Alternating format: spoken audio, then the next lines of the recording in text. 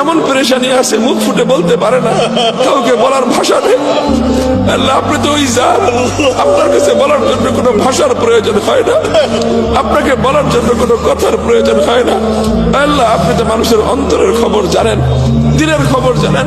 আলিম বিমা ফিস সুদূর। আল্লাহ কোন পেরেশানি কারো দিলে যদি থাকে, দুনিয়াতে শুনবার কেউ নাই, বলবার কোনো জায়গা নাই, আল্লাহ একমাত্র মালজা মানজা আপনি। আল্লাহ আপনার কাছে সকলের পক্ষ থেকে আমরা আল্লাহ সেই পেরেশানিগুলির কথা বলতেছি। আল্লাহ সকলের পেরেশানিকে আপনি দূর করে দেন।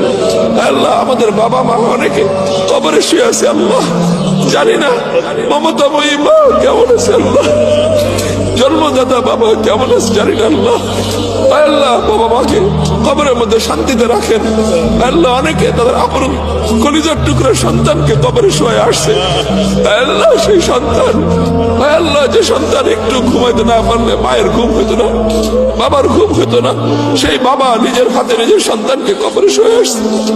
আল্লাহ সেই বাবার সন্তানকে আল্লাহ আপনি সারা হাতের সাথে রাখেন। কবরবাসী সকল মুসলমানদেরকে, মুমিন নারী পুরুষকে আল্লাহ আপনি জান্নাতবাসী করে দেন। ইলাহুল আলামিন আমার দেশের উপরে খাস রহমত নাযিল করেন।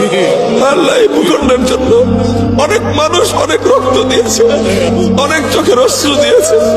আল্লাহ এই ভূখণ্ডের উপর শকুনের চোখ পড়েছে।